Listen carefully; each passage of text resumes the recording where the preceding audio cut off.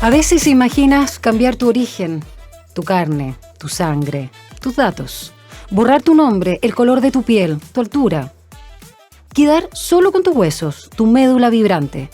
¿Sería más fácil así? ¿Dolería menos? Tú y tu nombre completo. Cuando te lo piden, omites tu segundo apellido. Sabes que no puedes sacártelo.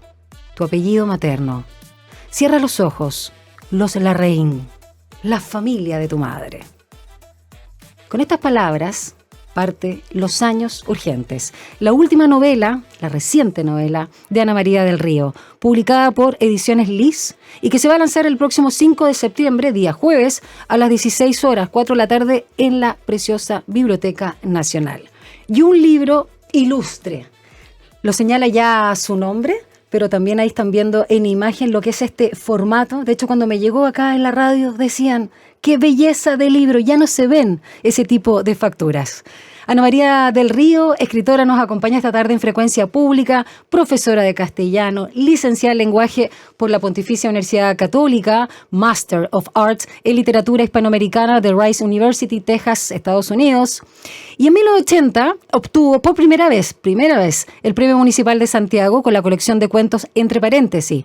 Ese mismo año, el reconocimiento, le fue entregado posteriormente, pero en el 86 con la novela, ese mismo reconocimiento con un clásico. Yo lo tengo que leer, porque me han dicho que es buenísimo, así que qué bueno que se encuentra, me decía su autora, Óxido de Carmen. Y en 2005 también obtuvo este Premio Municipal de Santiago con la novela juvenil Lita, La niña del fin del mundo.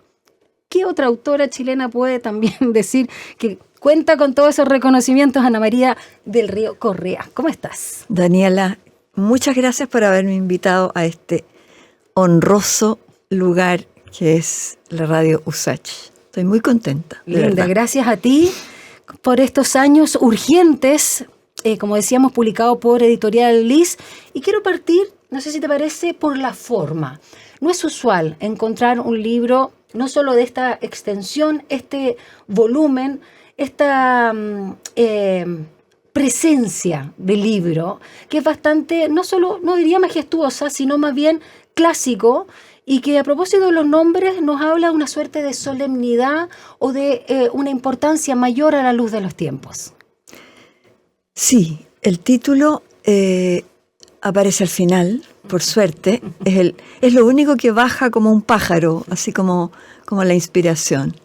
Y eso apareció al final. Pero esta novela tenía que ser gorda, porque es una novela horizontal, es una novela que se sienta y rumia y masca esos años cuyo aniversario celebramos o nos dolimos tal vez el año pasado, ¿no? Esos 50 años. Entonces es muy importante que esta novela es en realidad un friso. Es una novela por la que van pasando los personajes y es un lento sedazo que los va cambiando, que los va moliendo y que al final se produce, por supuesto, la moledura final, ¿no? Claro, comienza y nos cuentan la historia de Eloísa Díaz Larraín, de 17 años, en ese punto también de inflexión de la vida de una persona, ¿no? Lo que implica salir de un colegio, en este caso de monjas, bastante asfixiante, y entrar a la universidad. Y en un contexto de un tejido social bastante particular, donde las clases sociales, no es que ahora se haya acabado, estaba muy marcado y había muchas trincheras con todo el contexto político de el último año del gobierno, en realidad, de la Unidad Popular del presidente Allende. Precisamente es la efervescencia rabiosa de los partidos conservadores y de derecha por este estado de cosas imposible que ya ha durado un par de años y que ellos no están dispuestos a seguir. Y todo esto convive estrecha, imbricadamente con esta efervescencia universitaria, académica, muchas veces en las universidades, por supuesto había de los dos bandos en las universidades también, en que realmente casi no se puede creer en que vaya a haber posibilidad de tejer un nuevo Chile. Entonces está lleno de reuniones, de ideas, de diarios que duran un día, de trípticos, de entusiasmos, de decepciones, de letreros pintados a mano a las 12 de la noche y de muchas tonteras que se hacen también, por supuesto. Hay tonteras que son para reírse a gritos en el libro, pero todo esto era causado por un entusiasmo absolutamente venéreo que nos recorría, porque soy de ese tiempo, a todos en ese momento, ¿no? Entonces necesita espacio la novela. Y se lo dio. Sí, se lo dio. Y a pesar, pero no como un lamento, sino más bien por el sustento de estas 838 páginas, se lee muy rápido. Eso es lo que me pasó a mí, en el sentido también del viaje, de identificarte, comprometerte, dolerte, sorprenderte con los personajes y por supuesto con el principal. Y quiero detenerme en algo porque tiene mucho que ver con la herida de Chile.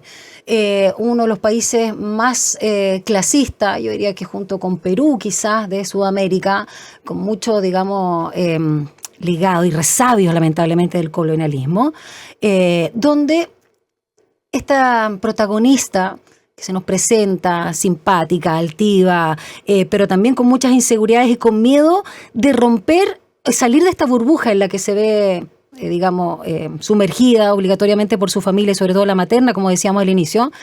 Hay algo que es bien interesante. Cuando hablamos de la movilización social, se habla, ¿no?, de las personas que no han tenido acceso, porque todo estos temas es de tiempo, no existe seres superiores, es tiempo y educación, nada más, pero en relación al tiempo, es cierto, y recursos en base a eso. En la movilización social siempre se habla, ¿no?, de personas que no han tenido el acceso a la educación y lo van teniendo generación a generación y van surgiendo, así todo ser humano. Pero acá está este tema que también es bien importante recalcar de las personas que pertenecen a un grupo social de clase alta y no se sienten a gusto, cómodo y que no vibra ni su intelecto, ni su corazón o su mundo emocional con ese grupo familiar o con esa representación social. Se nos olvida eso también, porque también se les niega el derecho, pero no, es que tú eres un privilegiado, una privilegiada, un cuico, una cuica, y ¿qué culpa tiene uno? y lo mismo que pasa, como no podemos estar roteando a los otros, ¿no? Y acá hay algo importante que es esa lucha también de las personas que teniendo privilegios sí creían en un pueblo chileno donde hubiese igualdad, donde hubiese justicia. Qué buena lectura hiciste. Qué rico haber sido leída así. En este caso que tú dices que es muy importante esta movilización social en el caso de estas personas encerradas en un círculo, llamémoslo alto, ¿no?, o de clase por lo menos más acomodada. El cepo, la trampa es doble, porque es muy difícil el salir. Están la oposición, por supuesto, de toda la familia, las amenazas de si te sales no te seguiremos ni pagando la universidad, ni apoyando con nada, etcétera, etcétera. Y al mismo tiempo el sentirse intrínsecamente perteneciente a otro grupo. Exacto. Al que eres, con el que estudias, con el que vas a clase, con el que realmente quieres estar. Dentro de los personajes, siento yo, los femeninos quizás los más protagónicos, los más trabajados, también hablan mucho de los tiempos, porque quizás Max Alvear, que es uno de los personajes, digamos, más entrañables de los masculinos, a pesar del bloqueo emocional que es propio también de esa época y de los jóvenes de esa época, sí. Quería preguntarte también cómo a la luz de hoy, al recordar esos tiempos y atravesarlos en esta ficción, comillas ficción, de los años urgentes, trabajaste al padre, Álvaro Díaz, trabajaste incluso a Pablo, encantador, medio manipulador, el hermano mellizo de Luisa, y así otros tantos. Hay nobleza en todos, pero hay mucho temor, o sea, enfrentan menos sus miedos, quizás, que incluso la Titi, la madre, o, bueno, para qué decir Ramona, ídola, ¿no? Ramona es máxima, muy importante. Máxima. Sí. En este caso, yo creo que hay personajes, pontífices, es decir, que hacen puentes. Y por supuesto Ramona, la asesora del hogar de la casa Cuica, es indispensable para toda la novela y existió, y ella va a entender perfectamente el homenaje que se le hizo. Ya está en la tumba ya, pero va a entender perfectamente. En el caso también de otro personaje pontífice es el padre, porque el padre en realidad, si perteneció a una clase acomodada, ya no pertenece, está absolutamente empobrecido, ninguneado, y es un triste y un obseso y un solo que no puede deglutir a este clan familiar triunfante que no se hace ninguna pregunta en la vida, y menos de tipo social, Dios mío. Yo creo que si lo llevamos ahora, no sé, pienso tal vez en un posible estallido en octubre del 19, en fin, creo que a la protagonista le habría costado menos el simplemente echarse para atrás del hombro a toda su familia y irse a vivir y a hacer las cosas que ella quisiera. Pero ahí entra el tiempo, y el tiempo político y las presiones políticas son fortísimas. Por un lado tenemos toda la parte académica joven que, aunque está con Allende intensamente, lo critica. Sí. Y lo critica porque se demora, porque es blando, Exacto. porque no toma las decisiones, porque cambia cada 2 minutos de ministerio, porque le hace un poco la venia a los militares, en fin. Entonces hay toda una especie de tira y afloja y allí justamente se va viendo los exaltados y los más calmos, que después van digamos, ¿cómo se llama en química? Cuando a precipitarse a distintos partidos, ¿cierto?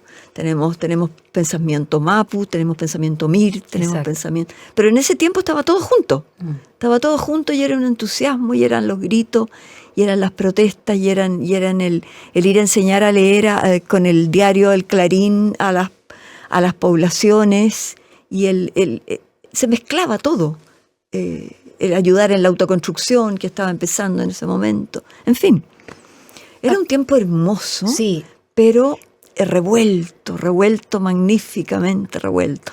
Y de esa revuelta, no de esa revolución, de esa revuelta, se aprovechan, por supuesto, y se aprovechan trágicamente. Yo afirmo y digo sí, a pesar de que no viví esos años, porque he conversado con mucha gente, entre ellos escritores, escritoras, realizadores audiovisuales, qué sé yo, que a propósito también, no de forma exclusiva el año pasado por los 50 años, la conmemoración de ese fatídico día, digamos, y ese punto de inflexión, todos decían, es que lo que vivíamos antes, ustedes no se lo pueden imaginar, la fiesta que era la sociedad chilena, lo que se veía en las calles, los carnavales, el arte, la solidaridad. Obviamente conocemos las ollas comunes o conocemos lo que se vive en los campamentos, pero no como se vivía en la década de los 60 y 70, y sobre todo los 70 con el gobierno de la Unidad Popular. Entonces hay un duelo enorme de tu generación, que es la generación también de mi madre es mayor que tú, pero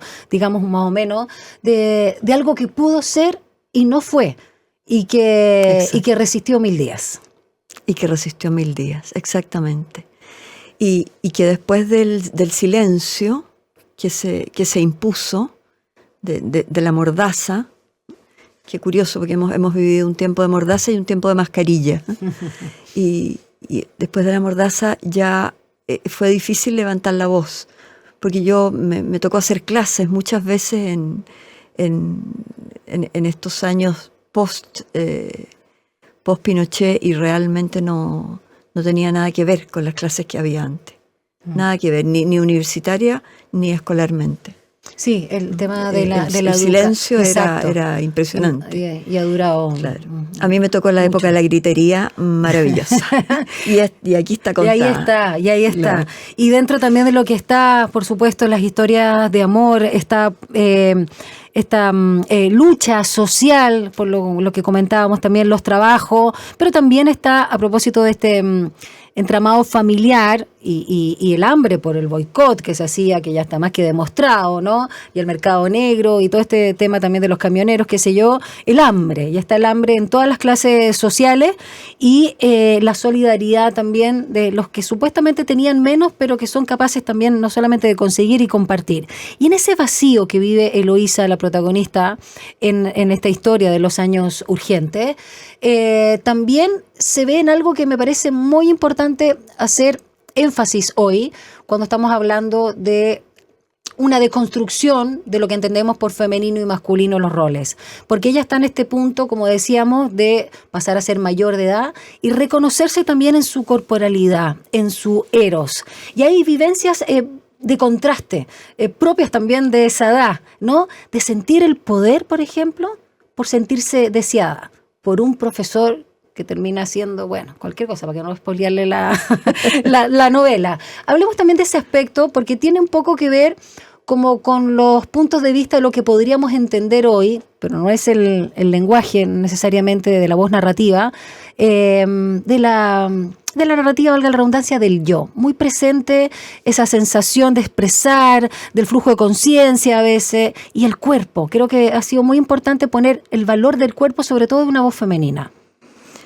Sí, necesité una voz femenina, pero no una voz en primera persona, sí, sino que una voz que mirara, que hablara mirando. Sí. Y esta corporalidad, este cambio de la corporalidad que aludes tú, está muy bien subrayado, porque en realidad ella viene de una preparación absolutamente anacrónica de la mujer como recipiente de todo, de hombre, de casa, de niños, de semen, y está preparada entonces para esta feminidad enseñada por monjas, y pasa bruscamente a un ámbito académico en que la igualdad es deliciosa. Ella ya viene como un outsider de ese mundo de femenino al que se la quiere, o con el que se la quiere moldear, y pasa ya viene vestida de hombre porque se viste con las ropas del hermano, ¿no? Sí. Ante y el horror llama mucho la atención, claro, también. En este tiempo no importa nada, ¿no? Sí. Pero en ese tiempo, Dios mío, el salir sin faldita, sí, era demasiado. Y con un blue jean roto era demasiado... y un par de tallas más grandes. Provocativo, claro, sí, un par de tallas más grandes. Sí. Y a pesar de esa vestimenta andrógina, sí, y medio asexual, si tú quieres, desprolijísima, sí, ella asiste casi mirándose a sí misma, asiste a el deseo en los ojos de los hombres, que también es muy distinto ahora, sí, a lo que había antes. O sea, sí, uno pasaba al lado de una construcción en 1972 a los 17 años y simplemente te comían, sí, o sea, te comían. Había que ser muy valiente. En ese tiempo se estaba haciendo el metro, estaba todo el hoyo del metro. Estaba haciéndose también la UNTAC, que hubo que rehacerla porque hoy el GAM, hoy el GAM, sí, que hubo que rehacerla porque leyeron mal los planos franceses, en francés, y los tuvieron que rehacer de nuevo, venir unos franceses a decir, no, saquen todos estos tornillos. Están mal puestos. Era, sí, toda una cosa de cascos amarillos, toda la Alameda estaba llena de cascos amarillos y blancos, y en realidad era eso. Entonces era un poco el yo me planto y no bajo los ojos cuando me miran ni por nada, sí, porque soy capaz de que me desuellen antes de que yo baje los ojos, pero al mismo tiempo esa especie de poder que se desprende como un líquido casi del cuerpo de uno que está cambiando y está siendo mirado y deseado. Absolutamente. Y ya que hablabas de infraestructura y zonas, ¿no?, vinculadas a lo que era Santiago en 1973, Claro, está también, por ejemplo, el Campus Oriente, que todavía hoy conocemos, que yo te decía fuera de micrófono, que antes eran las monjas francesas, donde mi madre además estuvo interna. Y cuando lo describes, se describe también desde la perspectiva de la protagonista, uno siente también esa condición agromegálica, ¿no? Que tú nombras como concepto también descriptivo de cosas que son como desproporcionadas y que en varios, digamos, lugares también está representado así, una falta de armonía o de equilibrio, ¿no? Pero claro, es muy bonito porque junto con el Campus Oriente y toda esa zona de Ñuñoa están las lanzas, por supuesto está el Parque Forestal, que no está tan cerca, pero se tomaban la micro y No se van a pata pelada, cosa más rica, el pasto en esa zona. Está también, me parece, Vicuña Maquena, la pensión donde vivía Max. No, ¿Maturana? era Maturana. Maturana, Sí. tienes razón, viajan también ahí. Bueno, es muy bonito esa localidad, pero a pesar de eso, de que es muy chilena, también es muy universal, por el tema de vacío interno, abandono y ese deseo de ser parte de un colectivo. ¿Cómo siente que puede ser leído Los Años Urgentes desde afuera de Chile? Yo creo que puede ser leído perfectamente como una ciudad que se despliega ante el lector con espacios que rechazan y espacios que acogen. Generalmente los espacios que acogen son más individuales, más pertenecientes al ámbito social en que la protagonista quiere pertenecer, y los ámbitos que rechazan son precisamente de los que vienen. De los que vienen. Exacto, los de origen. Entonces está permanentemente siendo tirada por la ola y de vuelta por la ola, tirada por la ola y de vuelta. Y sí, el Campus Oriente fue el mundo para muchas personas y fue era muy curioso porque no había un solo vidrio, porque estaban reformulando recién esto, hicieron primero las oficinas de los profesores, que era un desastre porque eran unos tabiques de pluma bit en que se oía todo, sí. y apenas cabían los profes. Y había estas salas gigantes como de una arquitectura medio brutalista, sin un solo vidrio, llenas, mostrando la piedra al desnudo. Frío. Y en las que había que tiritar si es que uno quería oír la clase de literatura hispanoamericana o de leerse a Luis Hars en la biblioteca o a Rayuela de Cortázar. Era muy especial. Y olvídate de tomar un café. Olvídate de tomar un café porque lo que había era de higo y era pésimo, pero sí servía para calentarse las manos. Exacto. De hecho, todos lo compraban para eso. El guaterito. El guaterito. Absolutamente. Vamos a seguir conversando con la escritora Ana María del Río a propósito de su reciente novela editada por Liz, editorial Liz, para que busquen también ahí, es una joya, Los Años Urgentes, que te repito, va a ser presentada ya formalmente y nosotros estamos muy felices también de que estés antes aquí con nosotros. Quisiera decirte que editorial Liz fue la única que se atrevió. Porque cuando yo mandaba un PDF de 800 páginas, me imagino, los editores muy amables, porque no recibí ninguna carta pesada, me decían, no se puede, no, por favor, me parece que no tengo papel, me dijo uno. Claro, no, sí, se entiende. Así y se atrevió. Entonces eso es algo que hay que valorar. Sí. Solo recordar antes de la pausa y seguir conversando con Ana María el próximo jueves 5 de septiembre a las 4 de la tarde, 16 horas, en la Biblioteca Nacional. Vamos a la música y ya regresamos en Frecuencia Pública.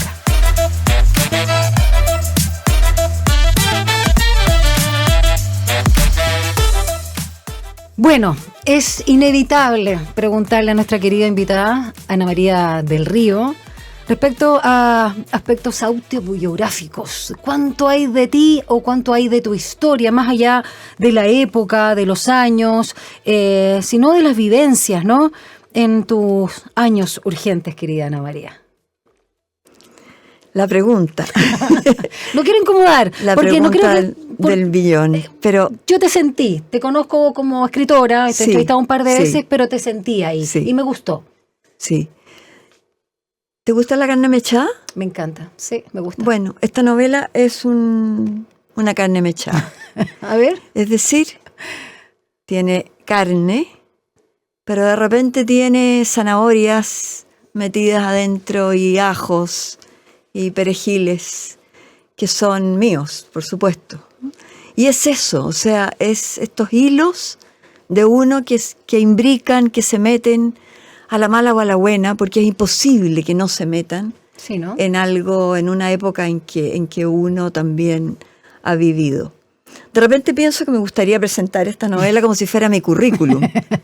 Algún día lo haga. Páginas, pero entretenida. Pero me encantaría ver la cara, en todo caso, del jefe de personal cuando reciba algo así. Absolutamente, te entiendo.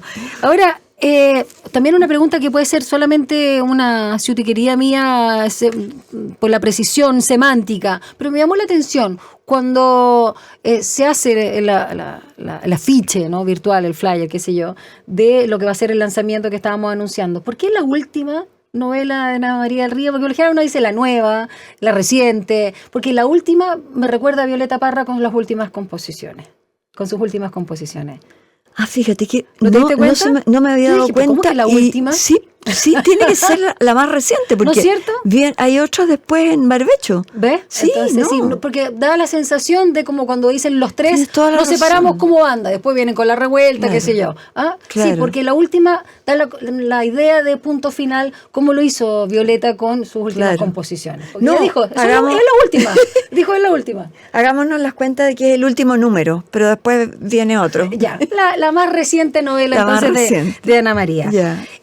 A propósito de Ediciones Liz, hay algo interesante en la web cuando está ahí a la venta el libro, que hablan que en conjunto contigo, por supuesto como autora, han decidido distribuir esta obra a menos de la mitad de su precio. Y hay un tema ahí que me parece interesante que puedas compartir en relación a la idea de contribución cultural significativa y emocionada al diálogo por el encuentro en democracia, estoy leyendo textual, de todos los chilenos. Más allá de los precios que pueden ir en detalle, porque en realidad es una joya el libro. Me interesa este punto de vista porque es una apuesta también. Sí, es absolutamente una apuesta. Este libro fue premiado con el fondo de publicación del MINCAP para publicarlo. Yeah.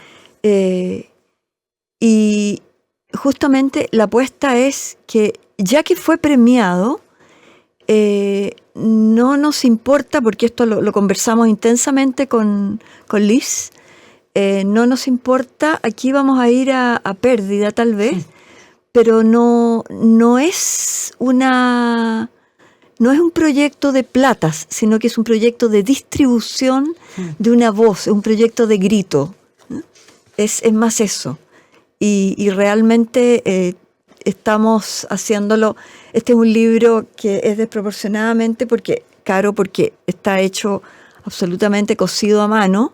En Instagram muestran todas las etapas de cosido del libro, que fueron chorrocientos cuadernillos, en fin, la postura del lomo, el dorado, en fin, cada cosa fue cuidadosamente registrada y como etapa de publicación de un libro editado es algo muy bello también. Es también un libro en que no sufrió ningún árbol, porque es un papel de caña de azúcar. Yo pensé que era reciclado, pero claro. Es un papel de caña de azúcar, sí. Qué interesante. Es una letra elegida obsesivamente por Liz, que es la famosa Ibarra Real, que ya me la aprendí de memoria, y que tiene un poquito más aire que las otras letras apretadísimas. Este libro se podría haber hecho mucho más flaco e ilegible, porque realmente sería muy molesto. Así es que se eligió eso y estamos muy, muy felices de poder contribuir al oye, acuérdense cómo fue. Exacto, bonito eso. Y los que no lo vivieron, el contarles cómo fue. Absolutamente. Y solo para describirle a la gente que solo nos está escuchando la 94.5, porque otros nos están viendo en nuestro canal de YouTube de Radio Sach, claro, ¿no? Esta clásica, digamos, no solo solapa, sino también la tapa dura, que es como imitación, me imagino, porque o no, pero cuero rojo vermellón, como con y tú lo decías, ¿no? Con las... el dorado, el dorado de la... Pero esto tiene un nombre. ¿Cómo se llama cuando están ahí empresas? Se me olvidó cómo se llama esa técnica propia de los títulos. Y tiene eso que uno, tú te acuerdas de la casa de tu abuelo, ¿no? En las bibliotecas de las casas, ¿no? Empotradas, muchas de ellas, estos libros. Así que uno dice, aquí hay algo bueno, acá hay calidad. Que es un poco la percepción. Y a propósito, quiero volver nuevamente al título. Tú habías dicho algo de los años urgentes. Y quiero preguntarte hoy, a propósito, a la luz del reciente informe, no sé si supiste ahí algo, ¿no? Del PNUD, este informe de 2024, que da cuenta que la sociedad chilena quiere cambios profundos, pero de manera gradual. ¿Se perdió esa urgencia a nivel colectivo a propósito también del estallido? ¿Cómo lo ves tú? Como ciudadana, como escritora, como profe, como madre. Yo soy muy pesimista, pero en esto no quiero serlo. Es decir, quiero tener el optimismo de que no se haya perdido. Pero es indudable que ahora la cautela es casi una cautela de sonámbulo al lado de la emergencia y de la manera apurada y frenética con que se hacían antes las cosas, equivocadas o no, pero cómo se creaban y cómo se terminaban también proyectos, planes y construcción social y de país. Yo quiero pensar que vamos a volver a estar en esta urgencia exquisita de una construcción nueva, de una construcción realmente que no sea marcar el paso tipo buey, sino que un poco más de torito. Exacto, ya que no estamos para caballo galope, ni siquiera. ¿Cómo viviste el estallido social internamente? Porque pasaron terminando de cosas. perder a toda mi familia. ¿Ah, sí? De la que vengo. Ahí se claro, de ahí se vio el último punto de inflexión. Claro. Mandé al WhatsApp familiar, me acuerdo, una foto conmigo con pañuelito verde ahí, con uno de esos letreros. Qué pena que nadie ha hecho el recuento de esos letreros. No, pero si hay un libro de espiral. ¿Hay un libro? Hay un libro de espiral maravilloso, que es negro, es una joya, están todos los escritos, todos los diálogos de las pancartas sí. Y de los grafitis. Hasta que la dignidad se haga costumbre, es etcétera. Una joya. Sí. Mira, te lo voy a buscar después para darte el nombre, porque es una joya. Ya. Y entonces, ¿cómo lo viviste tú? Comprometida, en la calle, en la protesta misma. Y después de la foto, bueno, fue el lapidar. El primero sin pecado que tire la primera piedra, me tiraron todos la piedra. Así que ya viviste las consecuencias de eso. Claro, definitivamente. Pero a ti, a propósito del despertar, ¿no? De lo que se habla y la dignidad hasta que duela, un poco parafraseando también al padre Hurtado de alguna manera, pero con otro sentido. Tú internamente, ¿qué se te removió cuando viste que pasó esto y que parte además una vez más por las y los estudiantes de colegio? Ojo, luego se suman las universidades y toda la sociedad en su conjunto, de forma transversal. ¿Se te prendió una llamita? ¿Te recordó? Porque hubo gente que incluso al ver luego el despliegue y la represión, tanto de carabineros, y luego cuando estaban los militares dando vueltas y bajaban de la reina de la academia, hubo gente que le vino el pánico, que se paralizó porque tenía en el cuerpo. La nona Fernández me contaba eso. Ella estaba aterrada, pero cada uno lo vivió como pudo, como quiso, etcétera. Me gustaría cómo lo vivió Ana María del Río. Aparte de las consecuencias familiares y sociales. Sí. Cuando estaba en el obelisco, llena un puntito entre miles, llanto, por supuesto. O sea, ¿es que acaso va a poder ser posible que pase otra vez? Me refería a los años de Allende. O sea, ¿acaso vamos a poder empezar a construir algo como lo que estábamos construyendo en ese tiempo? Entonces fue como las dos partes de una ola. La levantada, porque llegó un momento en que sí creí que iba a ser posible. Era el grito, eran las manos juntas, eran todo marchando. Y luego vino justamente la represión, los balazos a la cara, en fin, todo los discursos de la derecha ahí mismo in situ, diciendo que yo no sé, que eran una cosa del espacio, que nos habían atacado, poco menos, sí. algo por el estilo, no sé. Y entonces sí, me adhiero totalmente al miedo de la nona, porque sí me dio muchísimo miedo. ¿Cuánto se van a demorar en declarar esto y en tomarse el poder de nuevo? Pero la cosa después se fue esparciendo, y me di cuenta que con la globalización que estamos deglutiendo hace unos años y con la llegada de la IA reciente, no va a ser posible eso, desgraciadamente. Pienso que va a ser posible tal vez, pero con otras coordenadas completamente distintas. No con la anacrónica masa subiendo al poder. Va a tener que hacerse de otra manera. Si tuvieras, juguemos el ejercicio que hoy escribes un libro en el mismo tono quizás que este que comienza en los primeros meses del 73, quizás marzo, ¿no? Cuando va a haber los resultados, o por ahí enero en realidad, antes se dan los resultados, no sé, también en esa época, para entrar a la universidad, con la historia de Eloísa. Y hoy si escribieras con un personaje presente, mujer u hombre, ¿cuáles serían para ti los años urgentes? O más bien, ¿dónde estaría la urgencia? Porque todo se toma ahora con la crisis de seguridad, pero creo que hay algo mucho más de fondo que luego, digamos, como que se ve como consecuencia.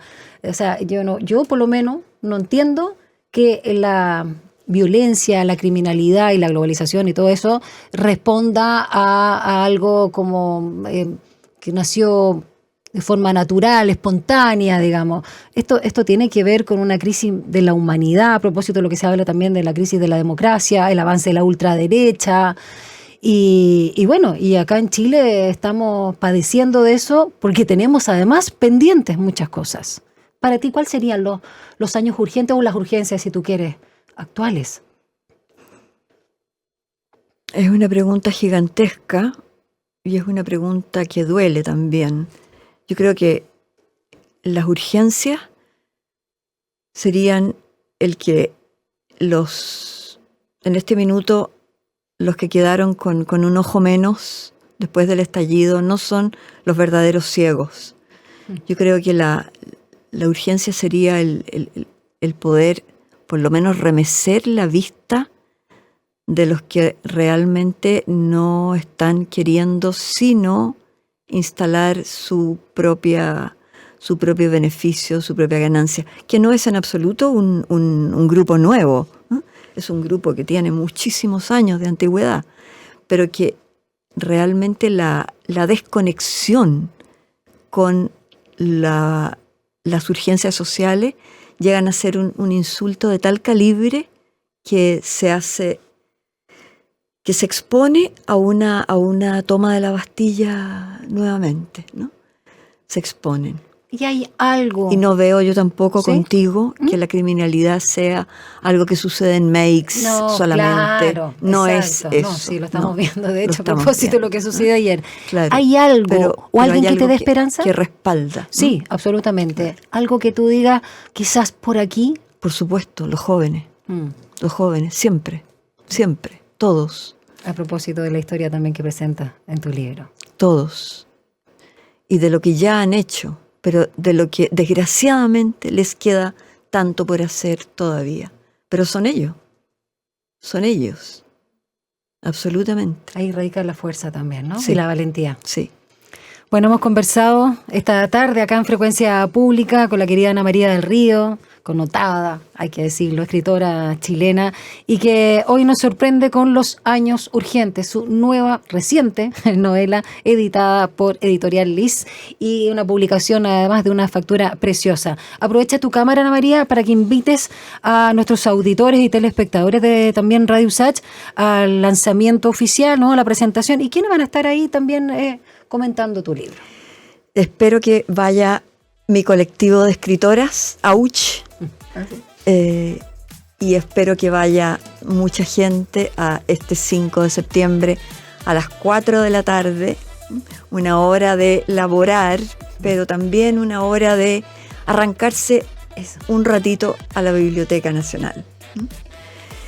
Y en Villa Alemana, este domingo, hago una cosa muy divertida que se llama pre-lanzamiento en el GAM de Villa Alemana, en que también presento este mismo gordito, Los Años Urgentes. ¿Hay un GAM en Villa Alemana? Hay un GAM, no sí, sabía, me y muy entero. bonito porque Mira. lo googleé. Sí. Uy, maravilloso, vamos a Sí. también a nosotros revisarlo. Sí. Muchas gracias, Ana Muy María del bien. Río. Que te vaya bien. A ti, Daniela. Y bueno, nosotros nos despedimos con música, pero los dejamos muy invitados sin pretexto porque ya viene Mirna Schindler. Chao.